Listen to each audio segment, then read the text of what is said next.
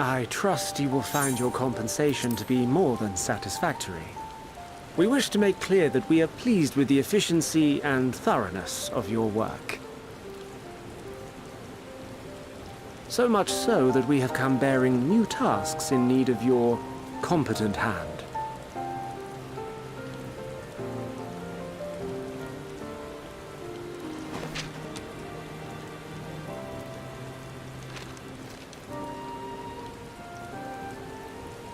Another lengthy list.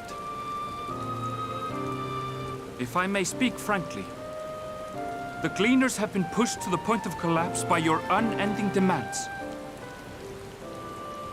We are not familiars to be exploited. We are Sharlayan scholars, and we deserve an explanation for this unseemly treatment. What warrants such urgency?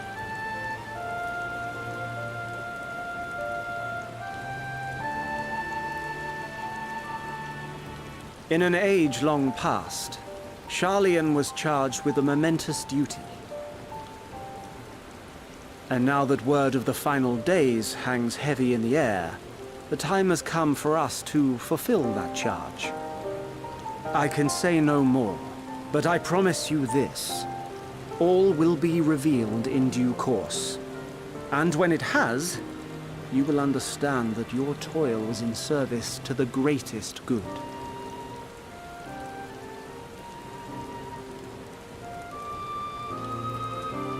Then I will do your bidding. For now. But unless you wish the Gleaners to rise up in protest, I advise you to offer tangible improvements for our working conditions.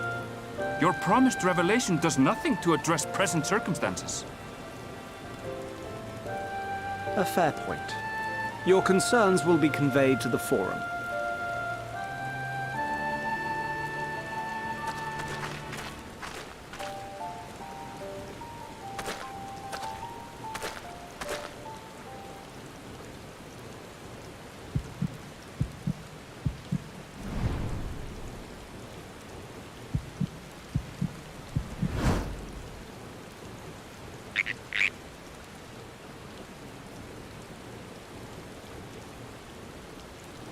I hope that was informative.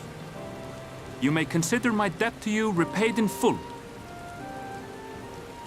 While I do have my reservations about the Forum, I want to believe that they have our best interests at heart. Which is why I'm reassured that you're busy sniffing out the truth of things. We can ill afford to place all our eggs in one basket, this master plan of theirs, without first understanding the risks involved.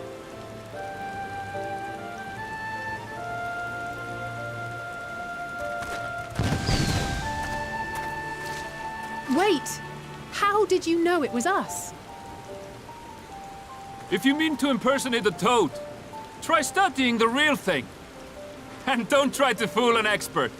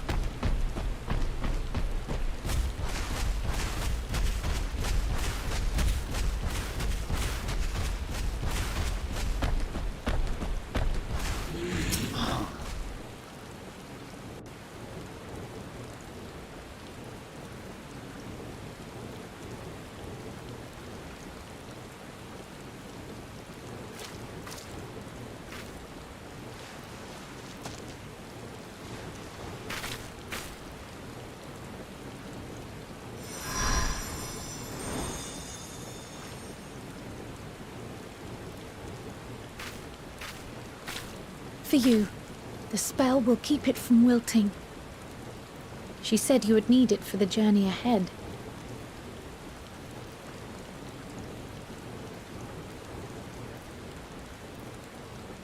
Will you speak with her now? I cannot hope to match Minfilia's clarity, of course, but...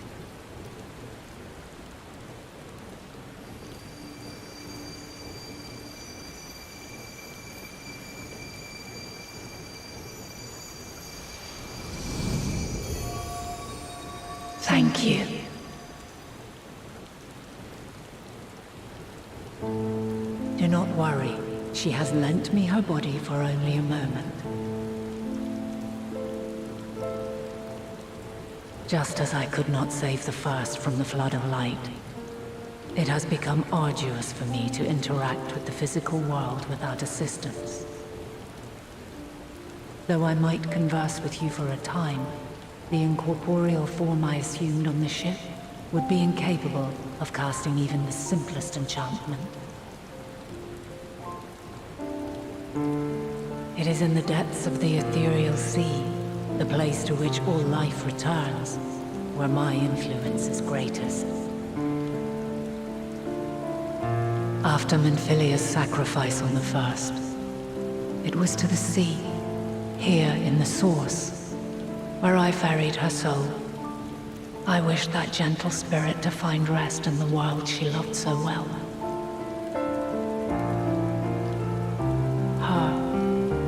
And another who may yet have a part to play, though that will depend on you. Take the flower, walk free, for you are free to go where you wish, to believe what you will.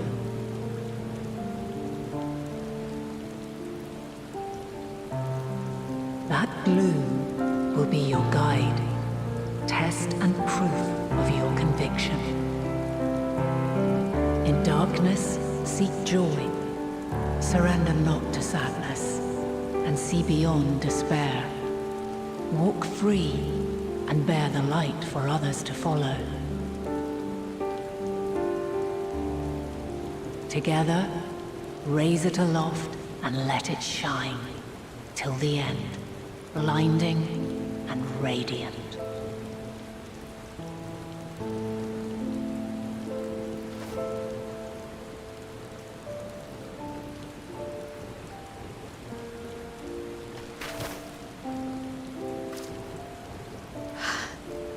Was all too brief. Already she seems so far away.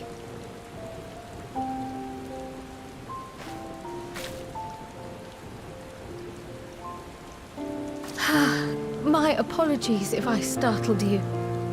Ever since we began our descent into Labyrinthos, I had sensed another's will, straining to reach out. Even with my particular talents, though, I was unable to make a connection at first. So weak and tenuous it was. Once I took hold of that wispy thread. Imagine my surprise to discover it was Heidelin herself. Needless to say, it seemed wise to learn what we could before letting go.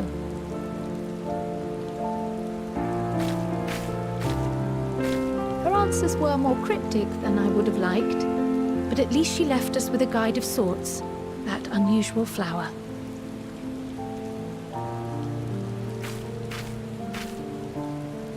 Yes, we are definitely making progress.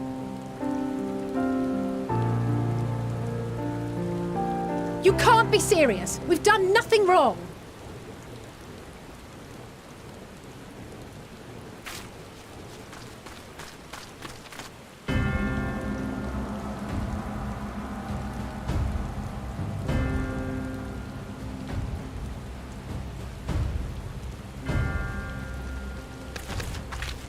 Master Fortuno? What business has the Forum with us?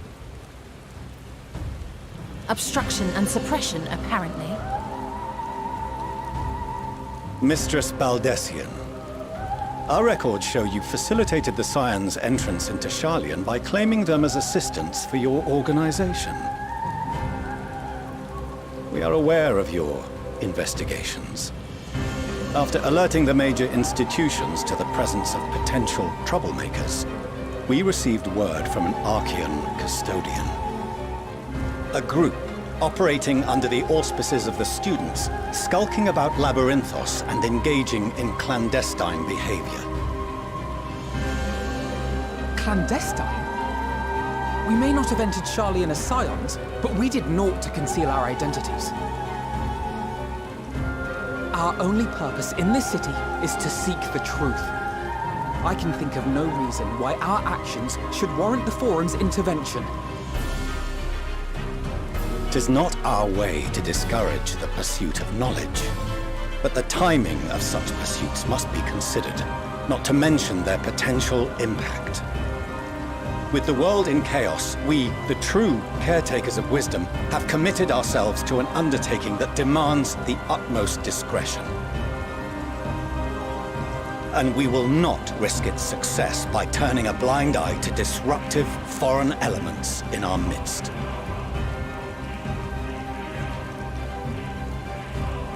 What, then, is to be our fate?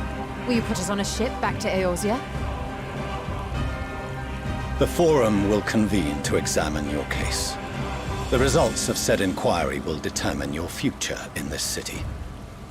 As for your absent companion, he has already been detained. Graha! But why? Is reading a crime now, too? Reading is encouraged, celebrated even. Not, however, of the volumes shelved in the restricted section of the library.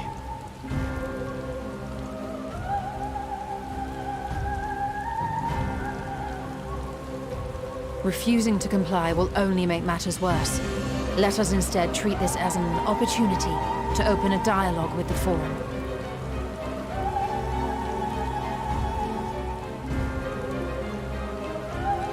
Silence is often one's best defense. I would advise against prolonging the proceedings with frivolous discourse.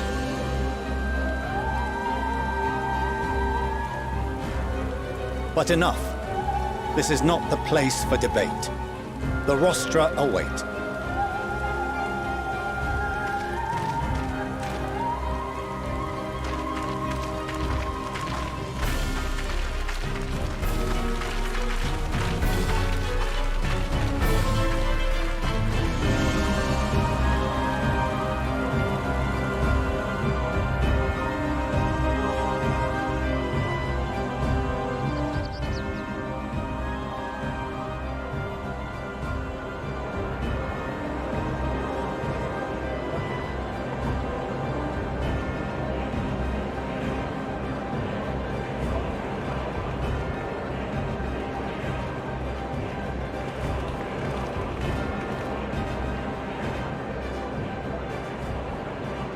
Forgive me. I was careless.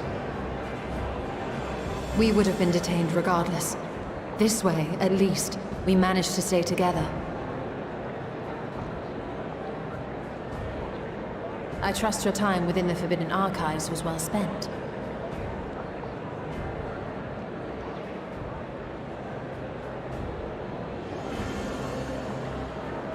The Forum will come to order!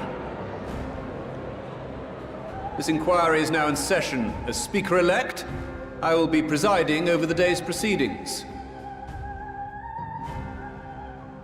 Master Fortuner, would you be so kind as to restate the matter which compelled you to summon your colleagues with such urgency?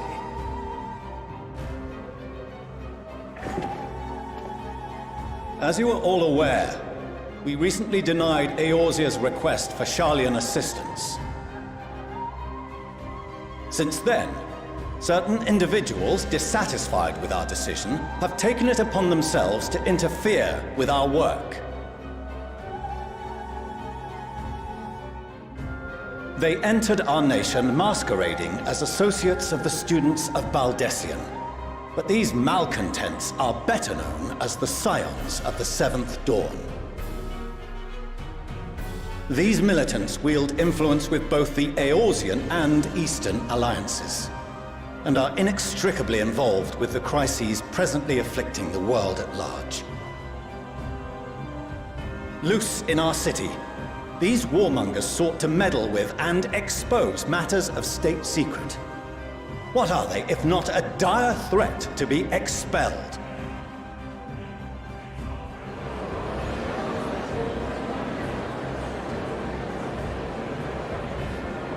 You have tarnished the good name of the students. Galuf would be ashamed.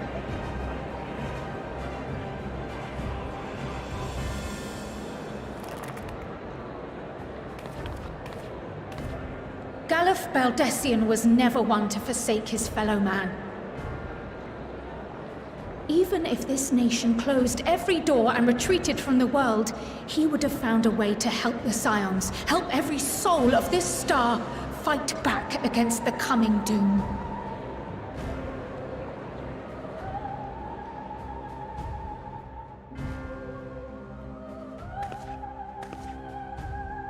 A terrible enemy stands poised to lay waste to all we hold dear. In the face of such madness, Eorzea reached out to Sharlayan, a respected ally, in the hopes of forming a united front. Was your curt dismissal truly the best you could offer? Or are you so preoccupied with your momentous duty of an age-long past that even the end of the world is unworthy of your attention?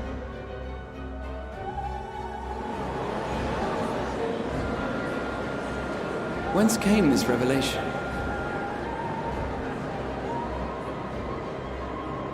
From the mouth of a Forum member within fortuitous earshot. Then it seems your findings support my own.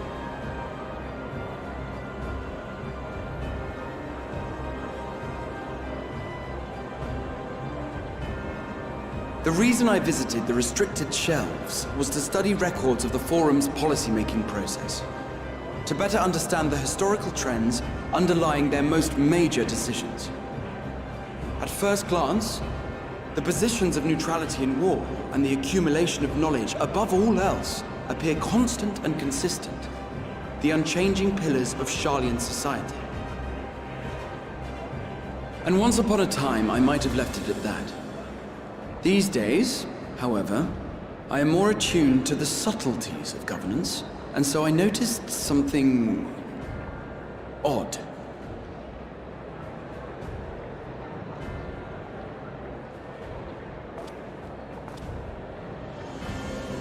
From a particular point in time, the purpose of these policies shifted.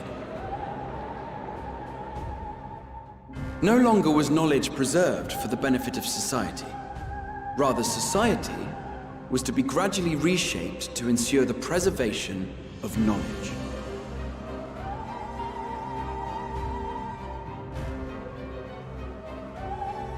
The most conspicuous and telling change was the one which befell Labyrinthos. Once little more than an oversized storehouse, an enormous allocation of funds saw it transformed into an advanced research and archival facility. I also discovered a fascinating account on the finances of our Dravanian colony.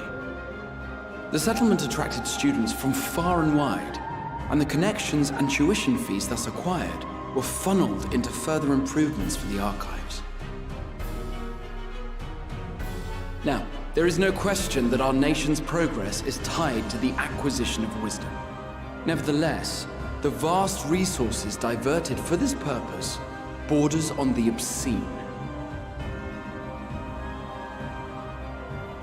But returning to the matter of when, our change in course appears to have been made some 270 years ago.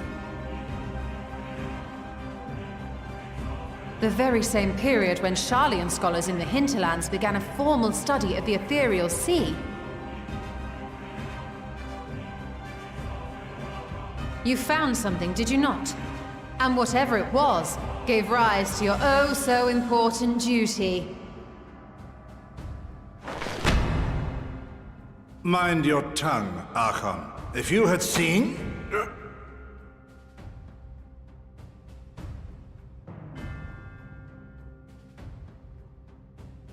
Yes, we are bound by a duty we cannot ignore. Knowing this, What would you have us do? Abandon our vital work and join you on the field of battle? We will never choose the way of the sword. We will fulfill our mission, not through strife and bloodshed, but survival. Come what may, we shall live on. We must. Do as you must, then. But we Scions will fight until the heavens fall, until our last breath.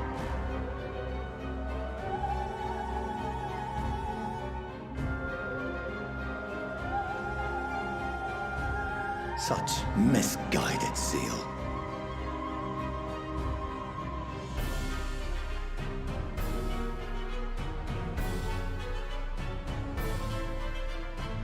Father, Master Fortuner, I fail to understand the stance you have elected to take. But by the same token, I have yet to find a compelling argument to counter the challenge you put to us in Gridania. Still, in the midst of my uncertainty,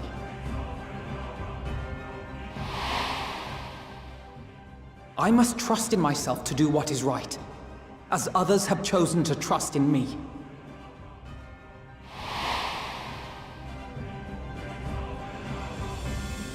So I will continue, as I always have, weighing the consequences of my every action, and allowing my hope for the future to inform my decisions. That's quite enough. Have you all forgotten the reason for this assembly? Skolok Monteshane. He's the head of the Studium and an old friend of my grandfather's. Honestly, every discussion devolves into some interminable debate. Terrible habit. Let's return to the topic at hand,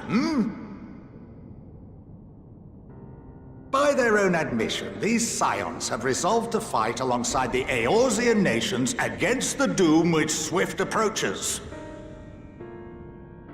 But there exists no evidence of an attempt to incite our citizens to do the same. Furthermore, while our decision may well have been the correct one, we cannot simply bull our way through these disagreements without inviting doubts or objections. Put yourselves in their place. Who among you would leave a tome unopened if an elder forbid you read it with no reason given? Now, if we're to quell further discontent, then we must conclude this matter with a fair and even hand.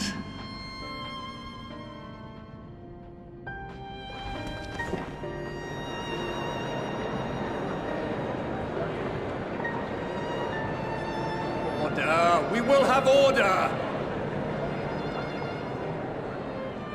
Master Monteshane raises some valid points. Keeping such concerns in mind, I propose we enforce the following measures. Until further notice, the students of Baldessian are to cease any and all activities within the domain of Sharlayan. You will also refrain from any further investigation into the Forum's decisions and duties. Failure to comply with these restrictions will result in the immediate expulsion of your Scion associates.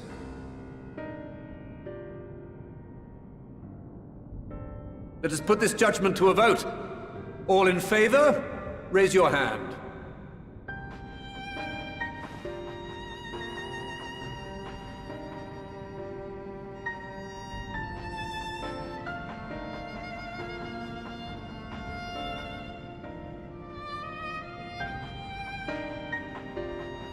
I count 51 for and 48 against.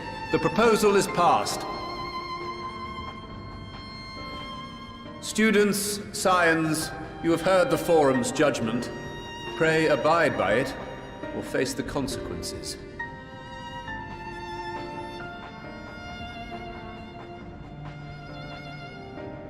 Honored members, I thank you for your time.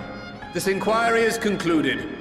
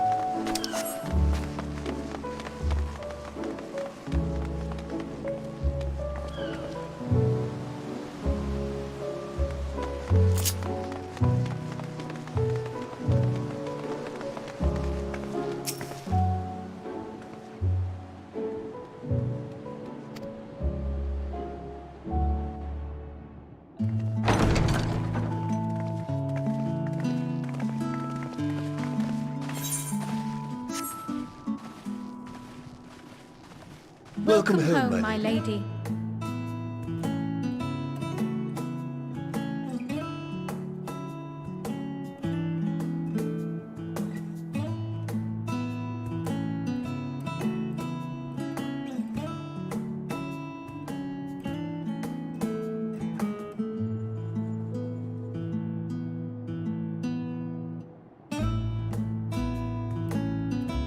What? What are you gawping at?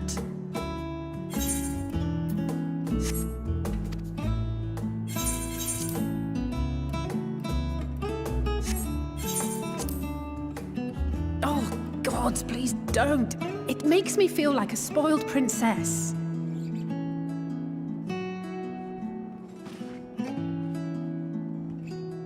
Lord Fortuneau is not to hear of this visit. And I should also like the children to have their gifts, ere my husband makes his return. As you wish, my lady.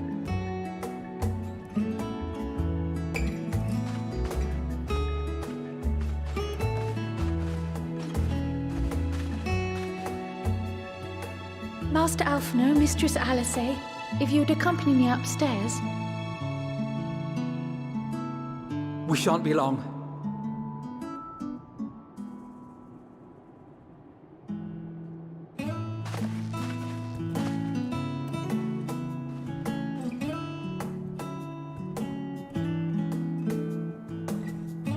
The twins have been sending letters home from time to time, recounting their latest adventures. I am sure they withhold certain details, of course, if only to keep me from worrying. Yet a mother worries all the same. In the early days especially, I tried to support them as best I could, sending the Scion's coin and other such donations. Fortunately, they have found the strength to overcome adversity time and time again. Their words grow more confident with every letter, their depictions more vivid. The triumphs and defeats, the joys and sorrows. It is clear that they have come to find value in every experience. But of those they treasure most, it would seem that meeting you might be the most impactful. Why, since that fateful day, I do believe there has not been a single missive in which you were not mentioned by name.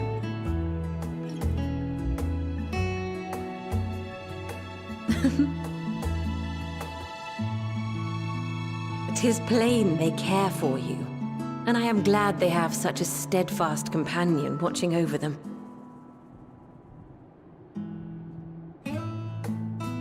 Under normal circumstances, I would offer you tea, but alas, these are anything but.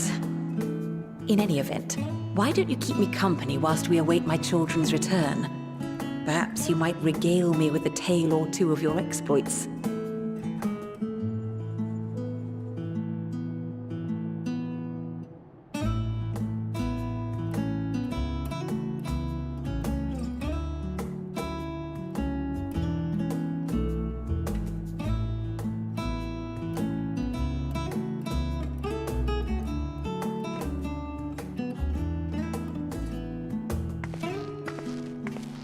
When you mentioned gifts, I wasn't sure what to expect.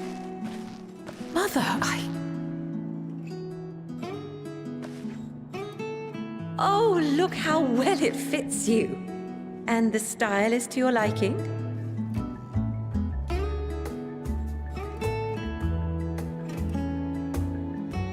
It's perfect. Exactly what I would have chosen. But please, tell me you had something different made for Alphino.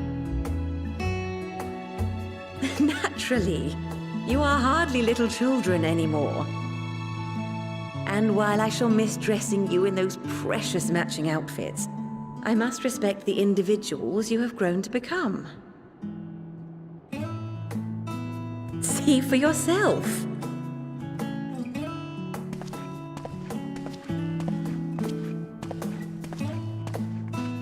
Thank you for the splendid clothes, Mother.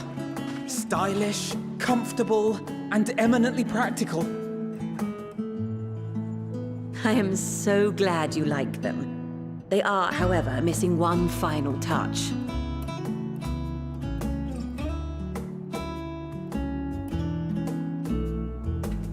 you'd allow me, Master Alphino.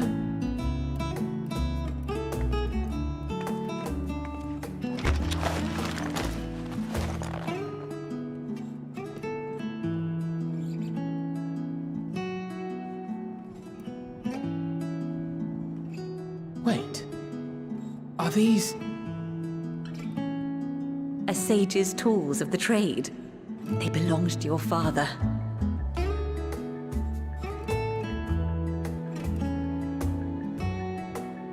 Though he may as well be chained to his desk these days, as a student he was often called upon to venture into the field. He wielded those armaments, both to heal and to harm in no few battles. None so fierce as those you two have braved, perhaps, but battles nonetheless. Thus did I pull them out of storage, to show you that he was not always the man who stands in vehement opposition to you now. And also because it would be a terrible waste of ridiculously expensive House Leveilleur commissioned artistry.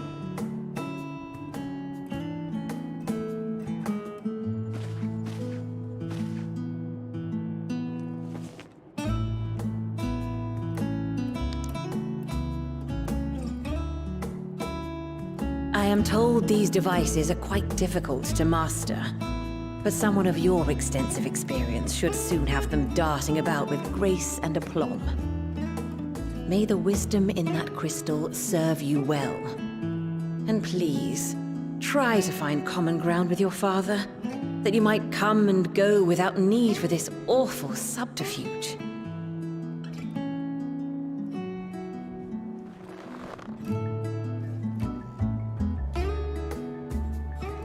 We will, Mother. I promise. My final gifts to you, before you run off, are an observation and a suggestion. Firstly, Fortunato has ever been a serious man, but it was only after you were born that he truly lost himself in his work. I may not know the Forum's inner workings, but I know your father's. The timing of that change in him holds some significance. Secondly, do not seek to best your father with words. Far better that you simply show him. Let him discover the merit of your actions, after they cannot be undone.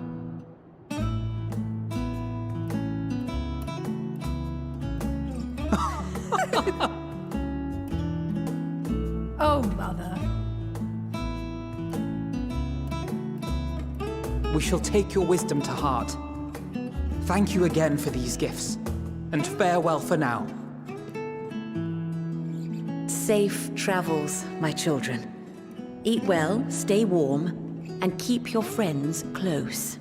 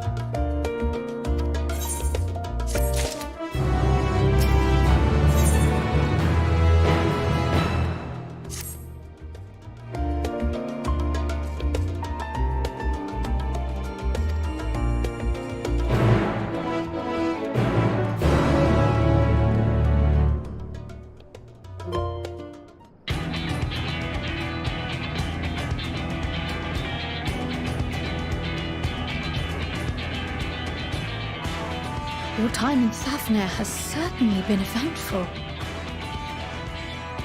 In my opinion, carrying out Vitra's request and assaulting the Tower of Zot should be our highest priority. I agree. While I still have questions concerning the Forum and their grand undertaking, we have all but exhausted our avenues of investigation. Simply pressing them any harder on the subject will almost certainly result in our expulsion. Therefore, I suggest we explore the ethereal sea connection by way of a letter to Master Matoya, then make our way to Thafnir. I wonder, even with the protection these talismans afford us, what can we hope to achieve once inside the tower? According to Orenvold and Fodola's report, they were unable to free the Emolja. Worse, their attempts triggered the tower's defenses, which led to a summoning of Luna Afrit. What does it tell us that the spies even have such defenses? Simply pulling a prisoner from the wall is fatal, thus the direct approach is doomed to failure from the outset. Any further measures to dissuade such actions seem unnecessary. Unless, of course, there is a way to free the prisoners without killing them. Then it stands to reason that any intruders will be met with overwhelming force. The towers appeared throughout the world in but the twinkling of an eye. 'Twas by magical means these structures were raised, I surmise. A spire thus conjured must needs be maintained, and I suspect an arcane catalyst, some manner of core, doth lie hidden within. Destroy the core, and the tower ceaseth to be, thus liberating the captives without harm. So we can hope, and I would prefer to enter the tower with a working theory than with no plan at all. Assuming Ishtola's reasoning is correct, the chances of the defenses remaining dormant are small to none.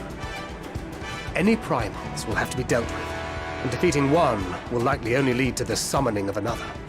Our every victory will only compound the prisoner's suffering. May we not then divide our forces? Those proficient in healing will focus on sustaining the captives. That duty can be covered by Urianger, Cryle, Yostola, and myself. The remaining scions will proceed with the search for the core. Admittedly, this strategy puts both parties at greater risk, but it should bolster our chances of saving the Arcosodra by a considerable margin.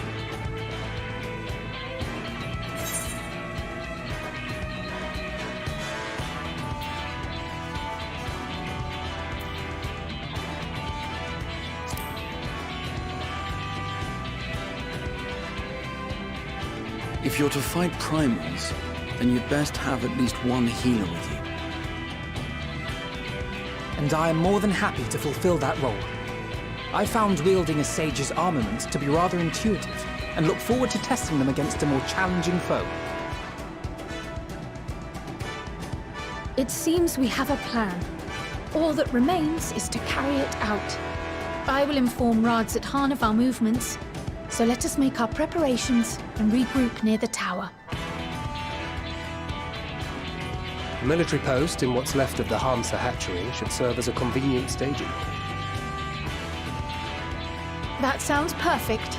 And remember, the experimental aetherite at the confluence is there for those who need it, so there's no excuse for being late.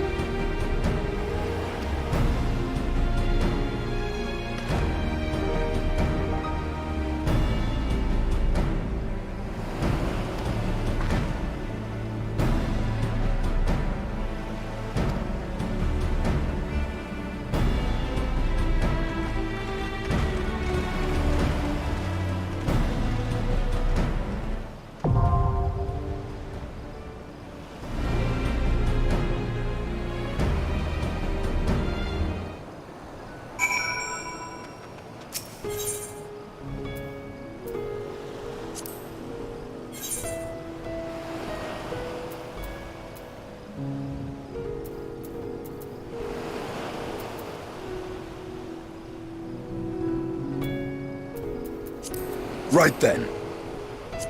Let's give it our all!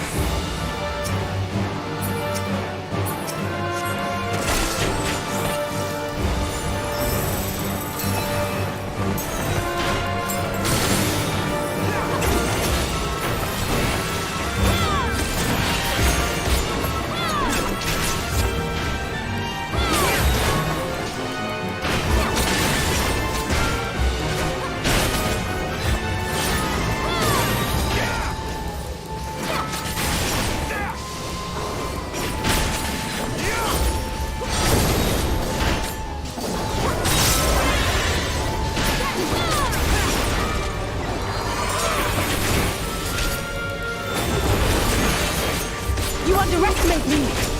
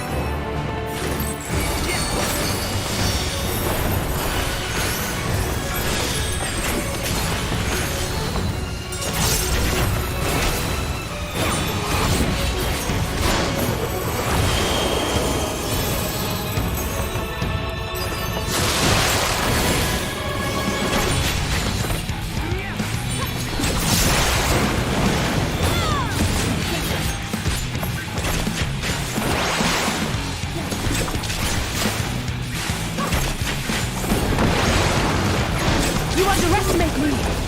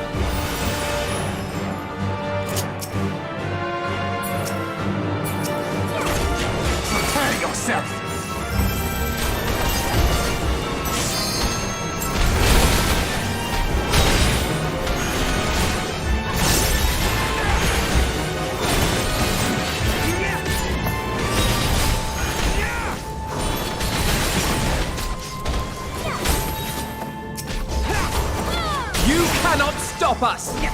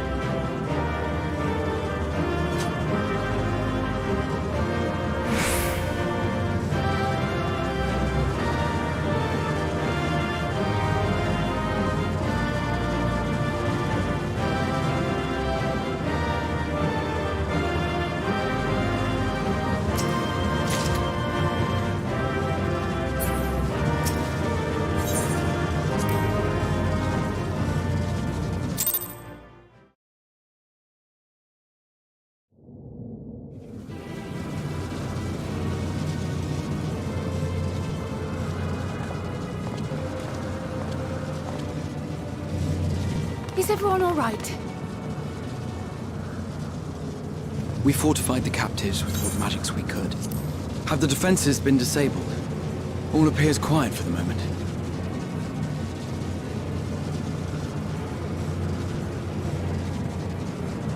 Lower floors were disturbing enough, but this place feels wrong. The ether is heavy and thick, like wading through a quagmire.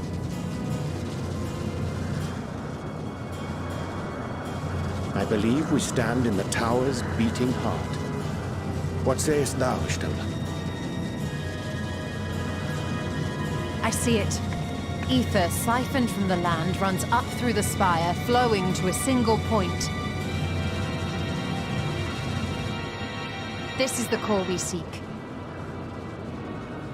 Yet something is off. As large as this structure is, it siphons far more ether than is required to sustain it.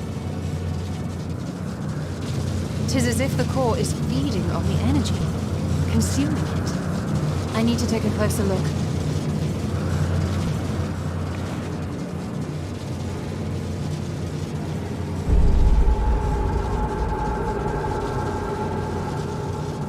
Curious. There is something there embedded inside the core.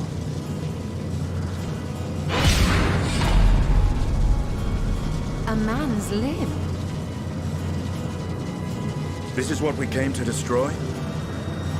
Yes, if you would be so kind.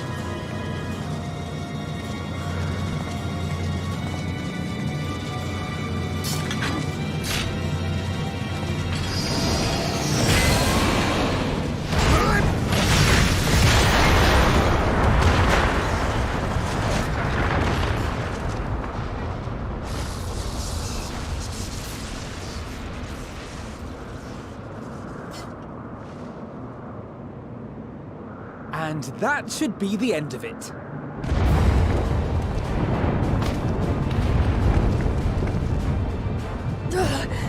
What now? My theory that the tower might come crashing down following the core's destruction doth appear to be correct. Bully for you! And how are we supposed to survive the fall?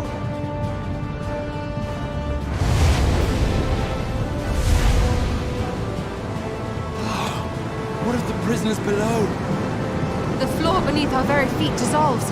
Brace yourselves! I pray I'm not too late.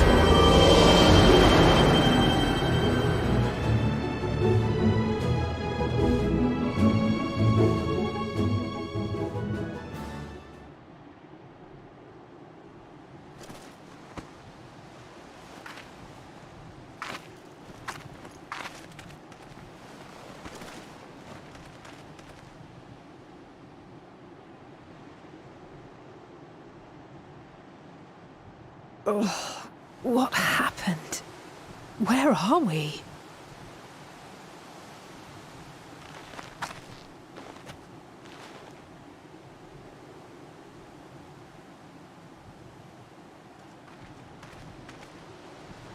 By my reckoning, we're still on the island where the tower stood. But 'tis as if it never existed. Hardly a scratch. But how?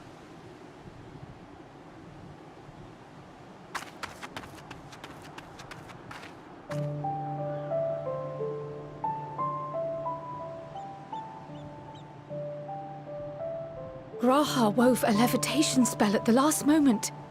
Large enough to catch everyone, it would seem.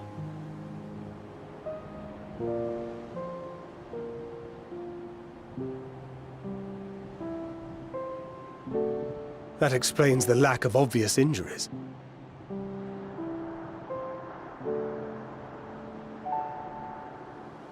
The expenditure of so much ether has taken its toll. He will need plenty of rest, but should otherwise be none the worse for wear.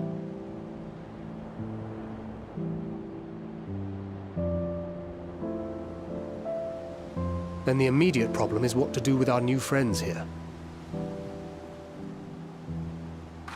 They'll be much changed for their time in the tower. Even if their bodies are intact, I doubt we could say the same for their minds.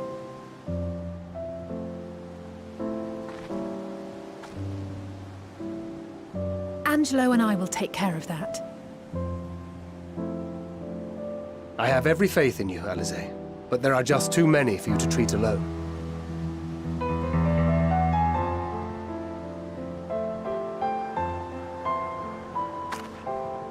We'll send at once to Eorzea for more Porxies, and call on the local mages to lend a hand. Hail, Scions! We were watching the tower when it simply disappeared. What happened here? The threat is banished, and thy people delivered. They are, however, in need of treatment, and we of a secure locale and helping hands to assist us in its provision.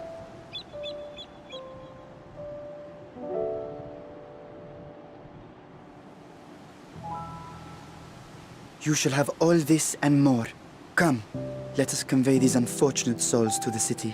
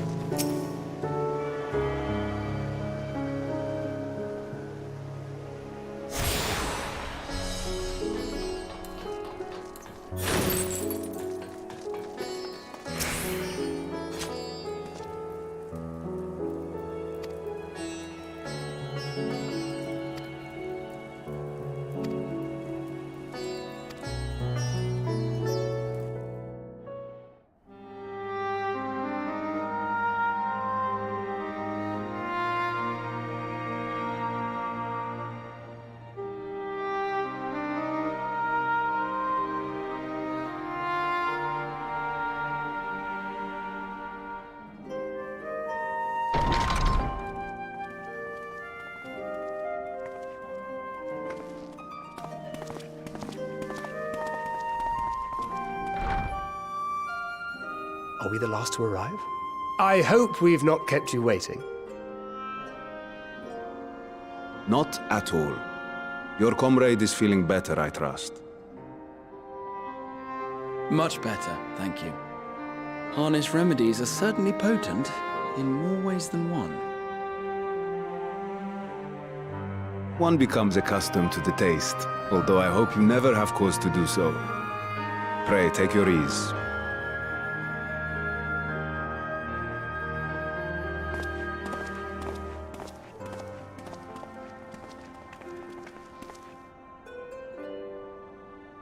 Full glad I am to see you all unharmed.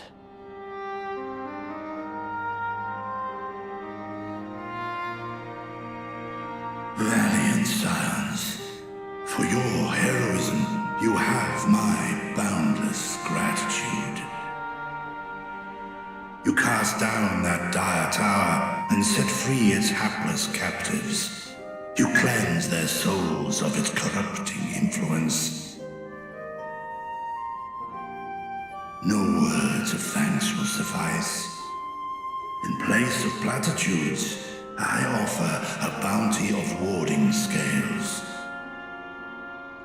Pray accept your due reward, along with the goodwill of Radzatan. Alchemists throughout the land were put to work in the forging of your talismans. The finished ones have been collected, and now await you at the High Crucible of Alchemia. Present this letter when you are ready to take them into your possession.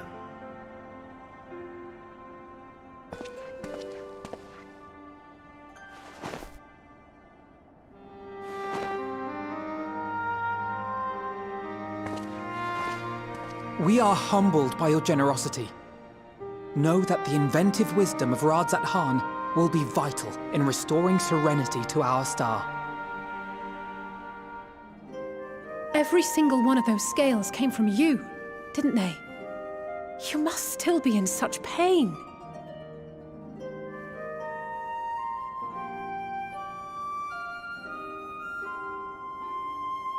'Tis of no moment.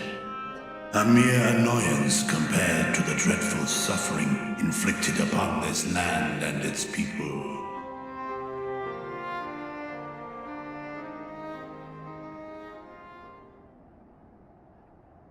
Albeit brief, my involvement in the Dragonsong War afforded me a glimpse of the myriad sorrows which consumed both dragon and man. Though you were half a world away, such tragedies as befell your kin must have affected you deeply.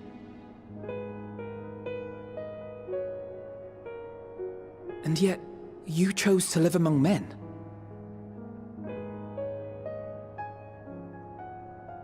In the age when that conflict first bloomed, my choice had already been made. In some distant place, man slew dragon, and dragon slaughtered man. Yet no hate could I muster for those smiling faces which did look to me for guidance. Not even my brother's righteous rage could rally me to his cause. I huddled here, secret and still, hoping against hope that which I had built would remain untouched by the chaos and carnage.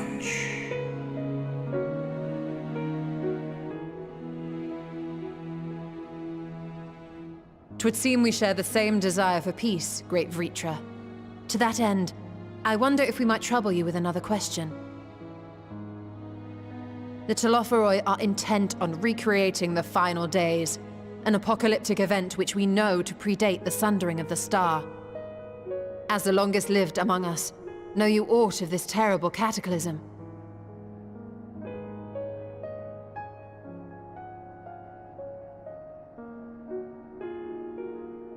Nay. When war and strife drove my sire from his home, he crossed the great expanse with only our unhatched eggs as company. He alighted upon a shattered source, its 13 reflections long since scattered beyond the rift. Of events preceding his arrival, he knoweth naught, save that which Hydralin hath deigned to disclose. I see. So again, 'tis the inscrutable Hydralin to whom you must look for answers.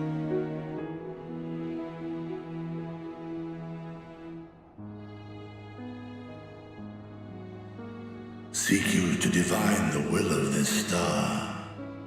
If so, I have a tale which may afford you some small comfort.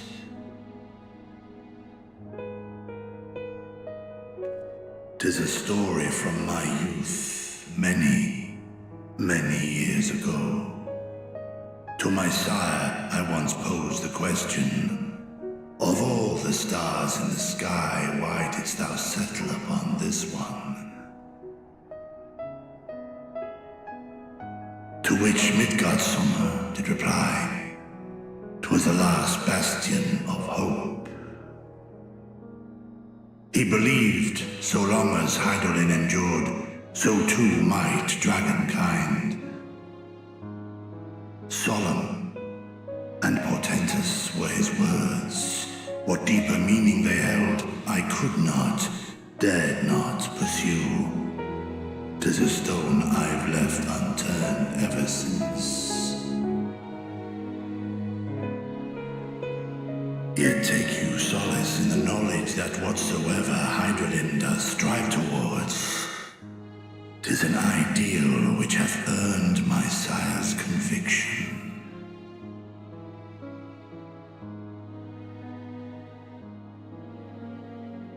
Thank you, Vritra. You've given us warm reassurance in a world gripped by cold uncertainty.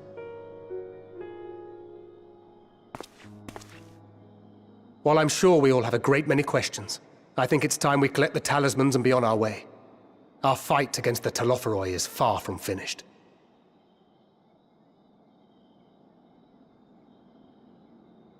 We must take our leave, but please do inform us if we can provide any further assistance.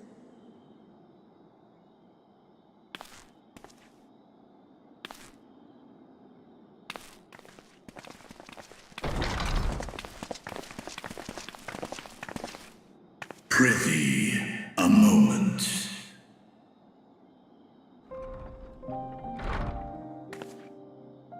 There is one whom my sire hath judged worthy of honor and respect. The one known to men as Eorzea's champion.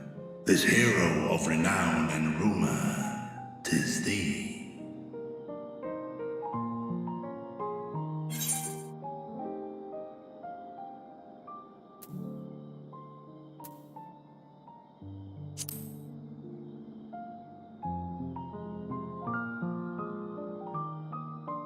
I knew it to be so. From man and dragon alike have I learned of thine exploits.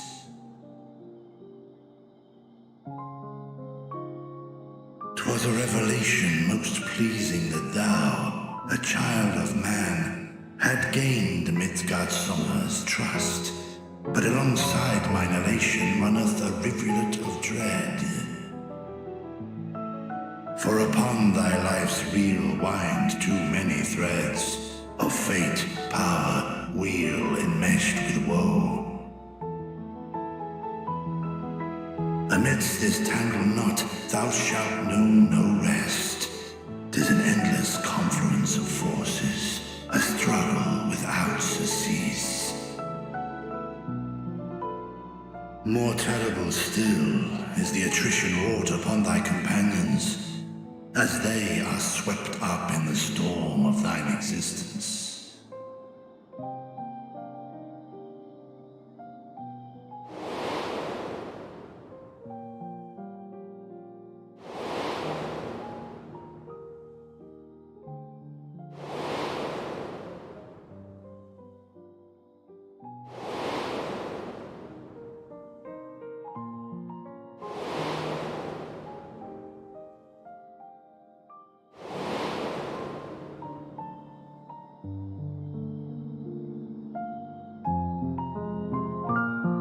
Take heart and protect them well. They will be your strength and your salvation.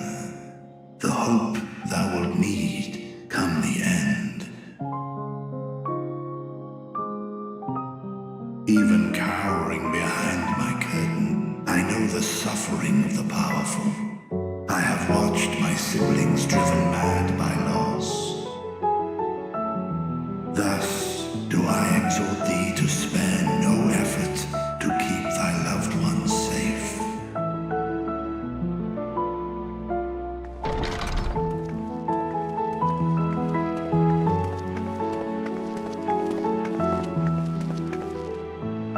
Apologies.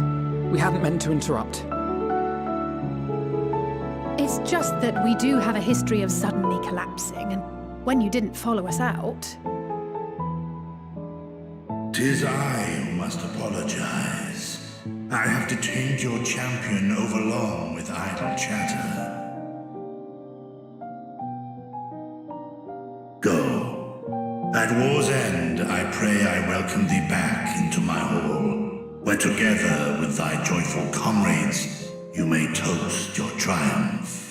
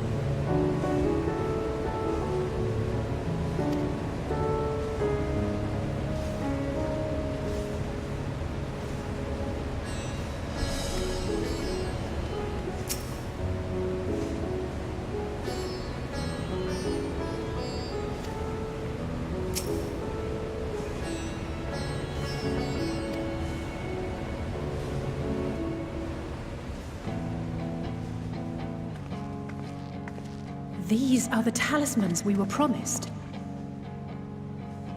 Yes, and I made a quick count. There are far more than we could have hoped for. Enough to outfit an entire company of soldiers, in fact. Considering the involved process, that they were able to manufacture so many in such a short span of time is nothing short of a miracle.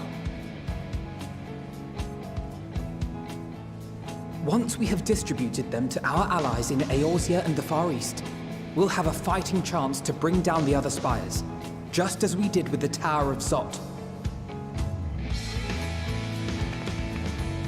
Or we could use them to invade Garlemald proper, and strike directly at the Telophoroid's base of operations.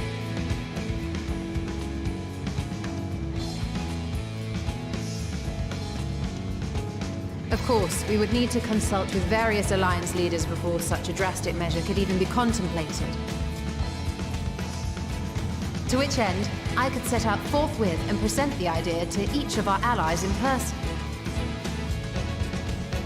Pray allow me to undertake some few of those journeys. I find myself restless and in need of purposeful duties. I can head eastward. Bosnia and Dalmasca are just a short hop from here. And Doma's shinobi network should come in handy for passing on the word. We shall share the burden then. Meanwhile, I think it best that you and the others take the talismans back to the Baldessian Annex. We must keep them safe and secure until we've decided upon a course of action.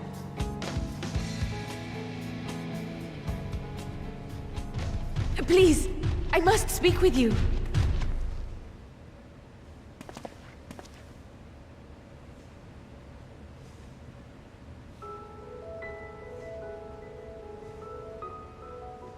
Nidana, you're awake.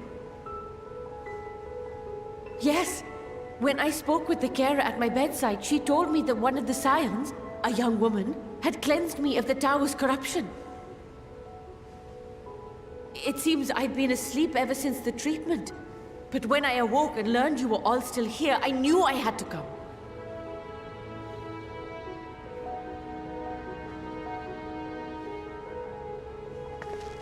As you said, Nidana was captured only recently. Such a brief exposure is swiftly cured, so I tended to her before we gathered at Megaduta.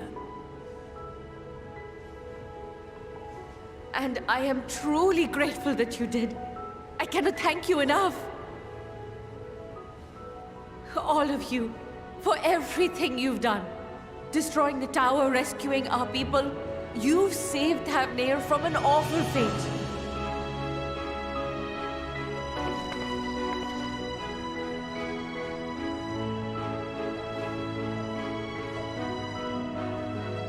Yet who hath truly saved whom? Due in no small part to thine inspirational courage, the alchemists were successful in reproducing warding scales of proven efficacy. Replications of thy work now stand ready to travel across the seas, unto the hands of those who might wield them against this rising evil. The talisman? Is this true?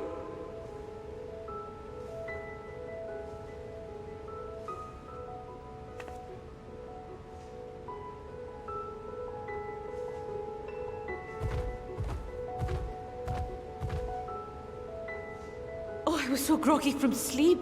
I didn't even think to ask. Oh, our great work sent across the seas. It was worth it. Oh, it was all worth it.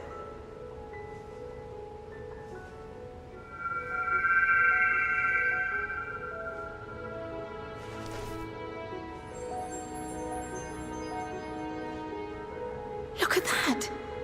Its color is completely changed.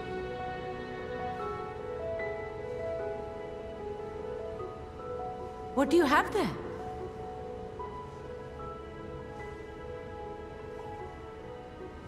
How unusual. I wonder if the effect is a reaction to Akasha. I'm afraid I'm not familiar with that term. Akasha? It is one of the unseen energies defined by Harnish alchemical theory. Though a gross oversimplification, some describe it as an essence influenced by feelings. You imply that it is distinct from ether?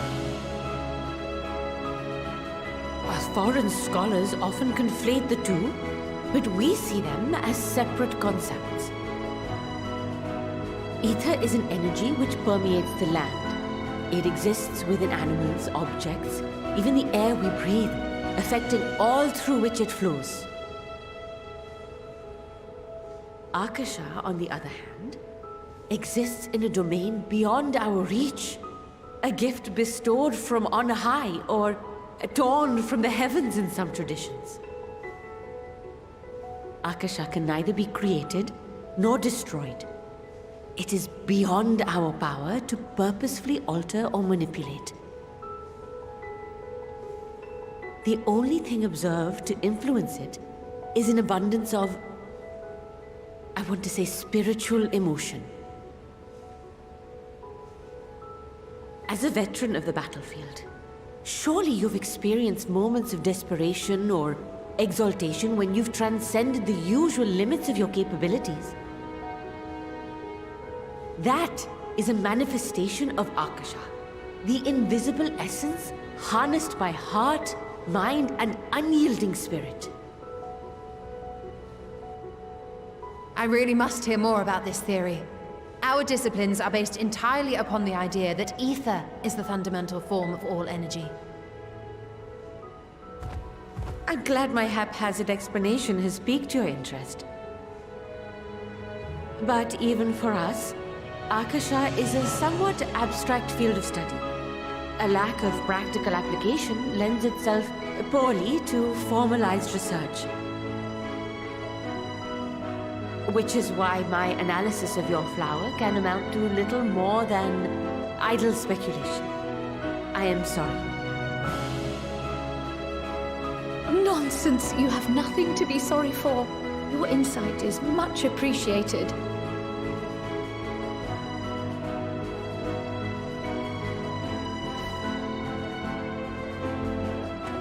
Shall we depart for Sharlayan then? I will see to it that the talismans arrive at the Annex. And we will be in touch once our talks are concluded. I suggest you rest while you can. From here onward, sleep is bound to be in short supply.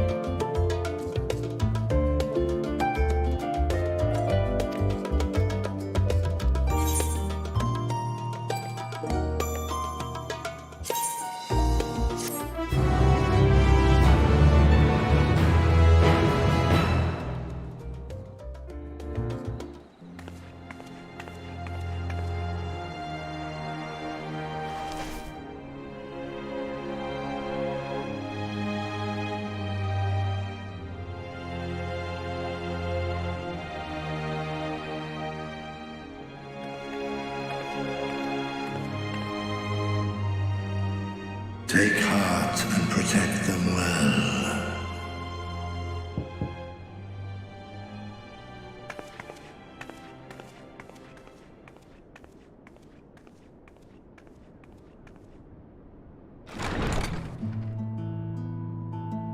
Good, you're here.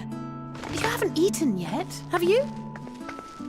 We've bought quite a spread if you're interested. Only the finest dining from the last stand.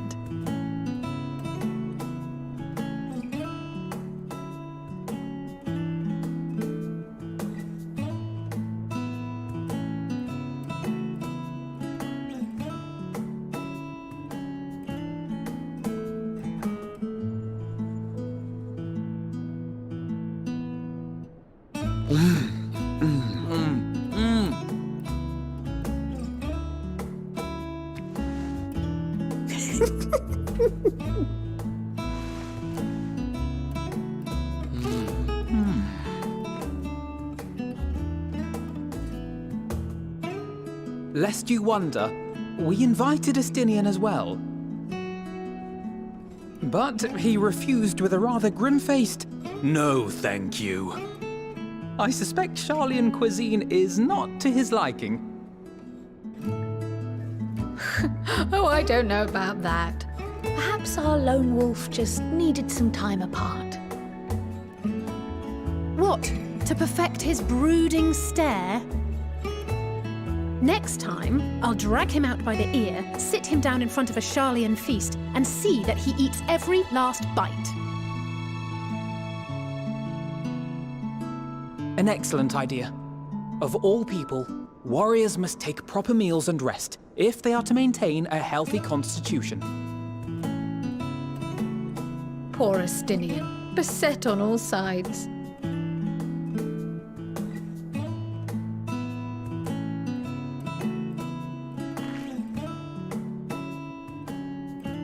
Speaking of one's physical condition, Mistress Cryle, I hear you recently played literal host to Heidelin herself.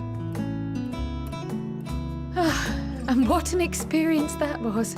Tiring, yes, but no lasting harm done. If anything, I should have liked to speak with her longer. I've not felt a hint of her presence since. Heidelin instructed you to carry that flower, yes?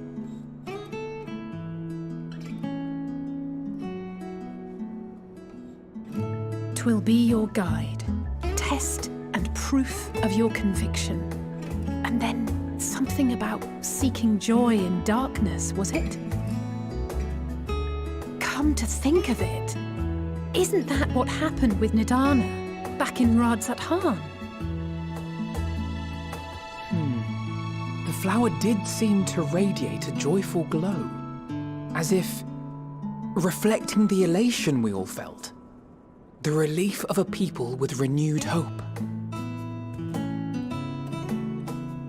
Indeed, and in turn, I felt buoyed by that radiance.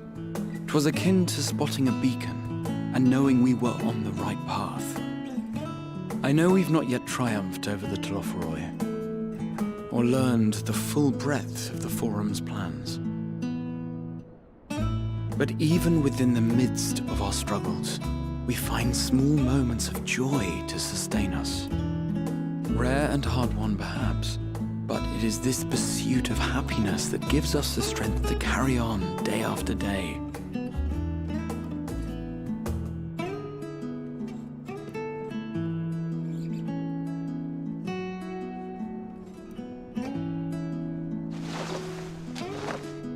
Hey, that's mine. To the swift the spoils. Though I recall that levitation spell of yours was quick enough.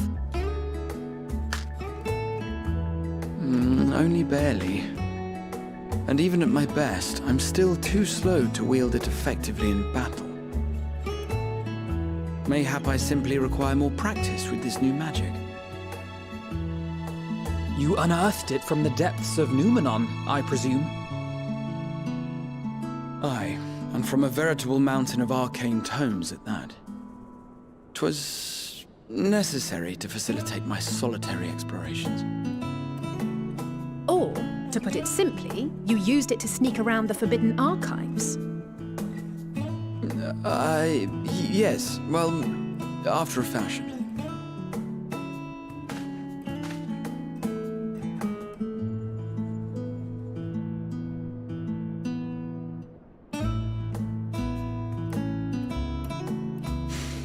They're tall, you see. The shelves, they're too tall for me. And I could hardly move the library's platforms without attracting attention now, could I?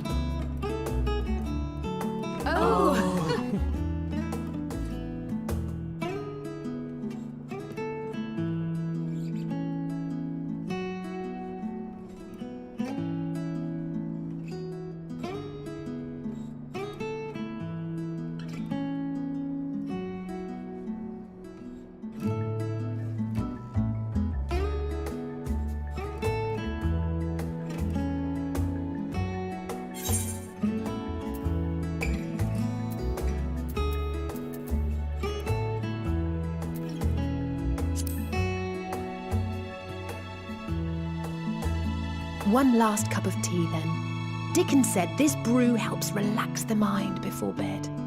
And gave us some leaves for free.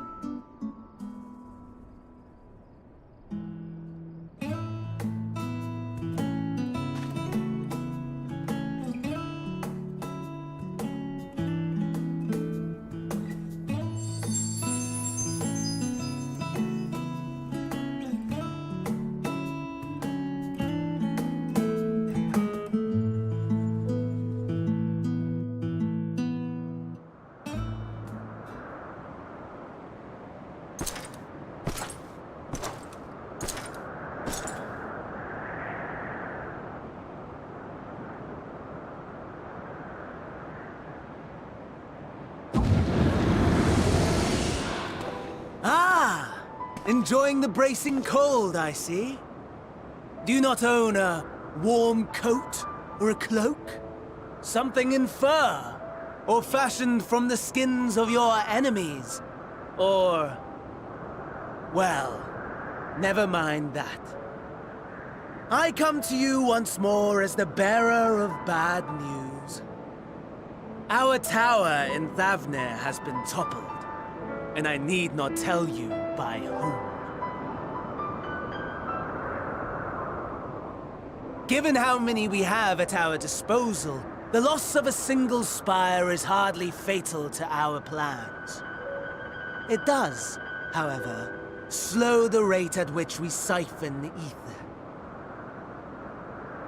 If they continue to preoccupy themselves with the towers, then all will be well. But should our foe prove bold enough to strike at us here, then the timing becomes questionable.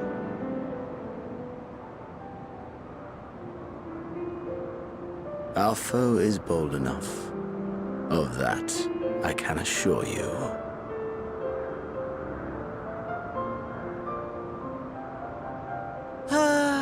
Yes, very well then. I suppose I must prepare a proper welcome. Honestly, talk of your nemesis is the only thing you seem to enjoy. Does nothing else spark your interest?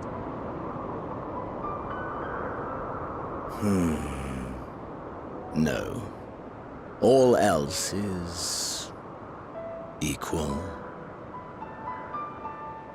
Equally tedious. Equally disappointing. The world is a tepid bog into which we sink, too weak to thrash as the mud clings to our eyes and fills our throats till we blissfully choke. But then came the light, blinding and pure and hot, so very hot, enough to set my soul aflame. I basked in the afterglow until the void yawned once more, and then I knew the muck would never claim me again. There was naught for me ahead, so I drew the curtain on all that had come before.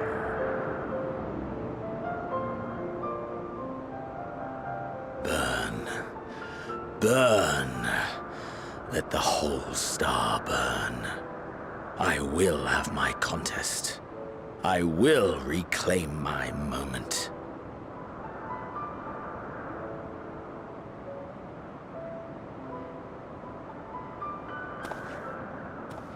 How wonderful that the emptiness of death has not dissuaded you from committing your life to its pursuit once more.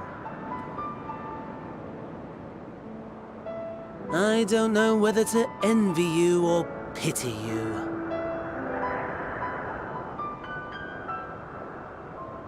You question my disinterest, but what of yours? Despite your noisome antics, I sense you take little pleasure in this endeavor. Mercy, my lord. Such pointed barbs from one who barely acknowledges my existence. Nevertheless, you are mistaken. For I do find this part somewhat enjoyable. You see, when I was mortal, I would always have the same dream. It was a fragmented thing, disjointed, all the faces incomplete. The setting, too, was unknown to me, so I thought it simply a fantasy of my sleeping mind. Until one day, I realized it was showing me the truth. Much as your dream of the final days enlightened you.